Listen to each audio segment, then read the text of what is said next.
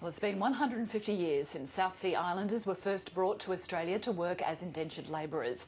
Between 1863 and 1906, an estimated 60,000 people from Vanuatu, Solomon Islands and other islands in the Pacific were brought to Australia, most working in the sugarcane, the pastoral and the maritime industry.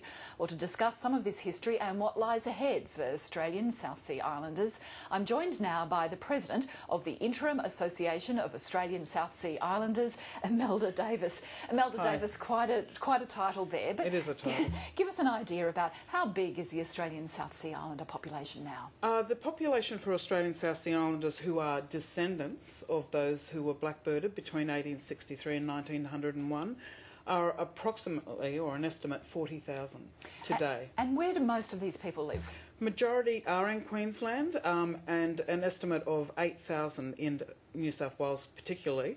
But since we've set up this organisation, we've got people identifying across the nation. So it is a national issue.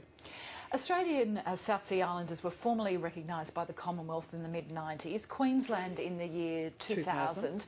But what other formal recognition is still lacking? Just recently, well, it's national recognition. That's what we're pushing for. But we've had a recent triumph with New South Wales Parliament.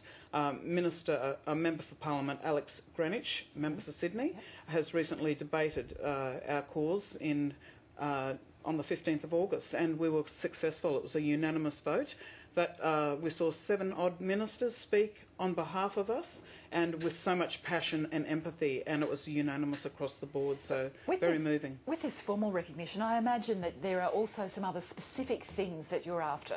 I mean, are we going back to reparation for unpaid wages, for example, or what specifically does the community want? Look, since we've been in existence with the interim national body, we're working with a historical advisory team, and that's led by Professor Clive Moore, who's a Pacific Island expert. He's been studying the Pacific and Australian South Sea Islander history for the last 40-odd years.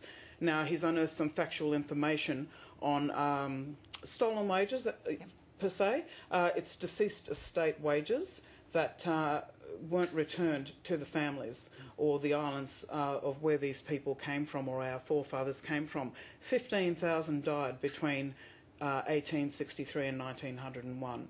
And I guess there's conversations to be had with the Commonwealth surrounding this issue, but you know, there's so much more going on for us as well in terms of being so marginalised and needing meaningful programs and services implemented as a part of the proper recognition. Yeah. How much of Australian South Sea Islander history is taught in our schools, for example? Apparently, it's, as far as I know, it's Year 9 has just been introduced in the curriculum, but the interim national body or the national body will be advocating for, you know, proper inclusion across the board. So we need to sit down at the table and debate with, you know, those sort of relevant agencies. And do you think that that sort of thing is a priority? It is a priority because Australia doesn't know this dark history.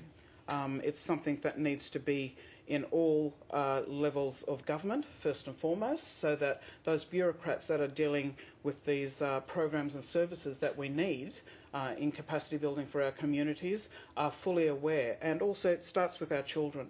So it starts at home, and it needs to be included, as does Aboriginal and Torres Strait Islander history.